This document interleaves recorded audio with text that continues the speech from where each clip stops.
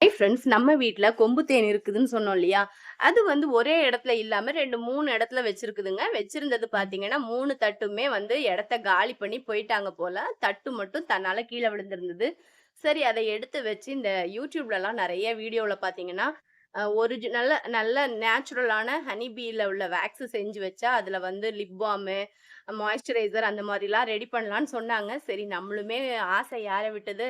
Ready பண்ண ஆரம்பிச்சுட்டேன். பார்த்தீங்கன்னா, வெளியில தான் ஒரு சின்ன அடுப்பு வச்சிருக்கோம். அதுல கொஞ்சம் இதெல்லாம் போட்டு கொதிக்க வச்சு, என்னதான் ரிசல்ட் கிடைக்குதுன்னு பார்ப்போமேன்னு சொல்லிட்டு எல்லாம் கொதிக்க வைக்க ஆரம்பிச்சுட்டேன். இது பாருங்களேன். இத பிக்கும்போதே பார்த்தீங்கன்னா உங்களுக்கு தெரியும். அப்படியே உள்ள வந்து ஒரு மாதிரி இதா தான் இருந்தது. ஆனா நல்லா சாஃப்ட்டா இருந்தது.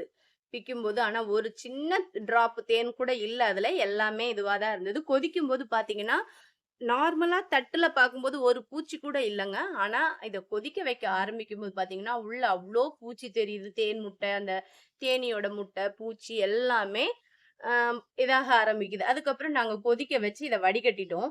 சரி, நம்மளுக்கும் அந்த தட்டு மாதிரி வருதான்னு பார்ப்போம். ஏன்னா நெறைய பீ வேக்ஸ் வீடியோ பாருங்களேன். அப்படியே அழகா தட்டு மாரி ஒரு அழகா வந்திருக்கும். ஆனா நமக்கு என்னமோ வந்தது இத பாருங்களேன்.